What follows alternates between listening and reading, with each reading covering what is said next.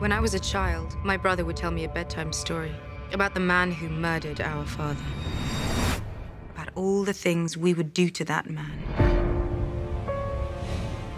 He never should have trusted Cersei.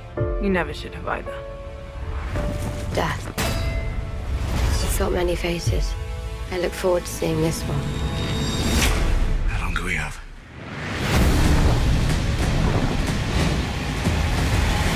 Before the sun comes up tomorrow.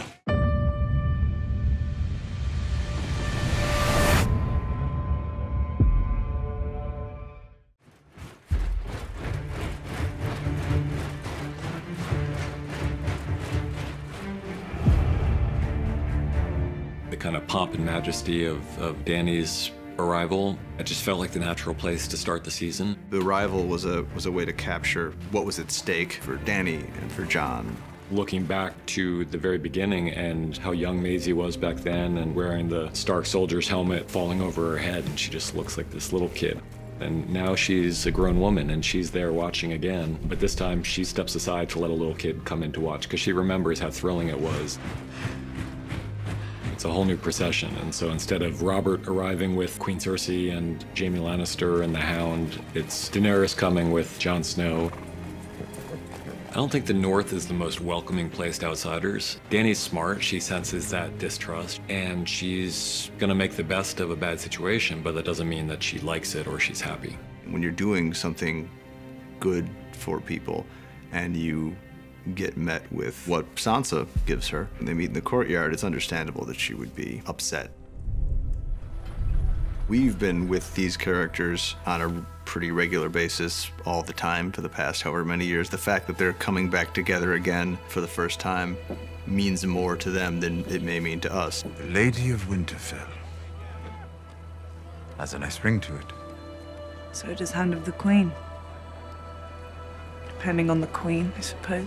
I think that if Tyrion were to have shown up on his own to Winterfell, he would have gotten a much different reception from Sansa than he did coming as the Hand of the Queen, Daenerys Targaryen. There's also the specific thing that happens in that scene, which is Tyrion has told everybody that the Lannisters are coming to join the cause, and it's amazing to her that this person she thought was so smart would ever take Cersei at her word on something like that.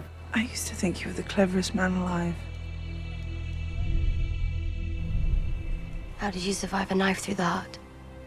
I didn't. Jon Snow and Arya are two of the most important characters in the story, and they love each other very deeply. Arya was the only one who treated Jon like a real member of the family when he was a child, and he was the only one who treated her with the respect that she needed when she was a kid. Jon has invited this huge army of foreigners into their home, and Arya understands why he did it, but Arya's on Sansa's side. But you're defending her. I'm defending our family. So is she. I'm her family too. Don't forget that. Blood is definitely thicker than water when it comes to Starks. Go on. I don't know how to ride a dragon. Nobody does, until they ride a dragon. No one's ever ridden a dragon except for Dany. Only Targaryens can ride dragons, and that should be a sign for Jon. Jon's not always the quickest on the uptick, but eventually he gets there. We wanted to kind of re-anchor their relationship. It seemed important for it to involve the dragons, since the dragons play such an important role. It's a major thing for her when she sees they have some kind of connection to him. They allow him to be around them. Then when he flies up with her and shows her where he used to hunt as a kid, I think she falls even farther in love with him. Seeing Jon and Dany on the dragons together, it's a Jon and Dany moment, but it also seeds in the idea that these creatures will accept Jon Snow as one of their riders. Don't be afraid.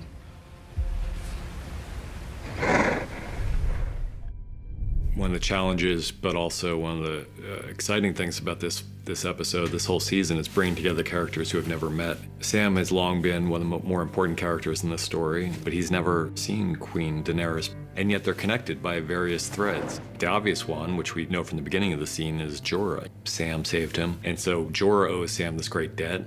What none of them realize until midway through the scene is that they have another horrible connection. There are all these things that you know about those characters that the other characters don't know, and some of them are very important. Dany murdered Samwell's father and brother. That's a really complicated thing for Sam because he had a really fraught relationship with his father. You know, Sam's older brother was not a bad person and died really quite bravely, standing by his father's side. John Bradley did an excellent job. The difference between the way he takes the news of his father's death and the way he takes the news of his brother's death, it was a subtle thing that he does with very few words. It's the kind of thing that he could find out in a number of different ways, but it seemed like an effective preamble and way into that later moment. Daenerys. She executed my father and brother. I've executed men who disobeyed me. You've also spared men. Thousands of wildlings when they refused to kneel. I wasn't a king. But you were. The fact that John's real parents were who John's real parents were is not news to us at this point, but what we don't know is the way that John is going to take this. How's the explosion going to look? Sam, as a brother of the Night's Watch, and Jon are more brothers than Bran and Jon ever really were. He knows it's going to hurt Jon, and it's going to shatter his whole worldview. For all they know, the Army of the Dead could attack the next day, and someone has to tell Jon before that. He's being told something that he both knows is true and can't handle. So he tries to throw things in front of it to prevent him from having to deal with the truth of what he's being told. The thing he throws in front of it here is the fact that it means his father was lying to him his whole life. You've never been a bastard. You are true heir to the Iron Throne. The truth that Samwell tells Jon is probably the most incendiary fact in the entire world of the show. We chose to play the whole thing on Jon's face because as great a job as John Bradley is doing presenting this information, he's really just presenting information we know already. Daenerys is our queen. She shouldn't be. That's treason. It's the truth.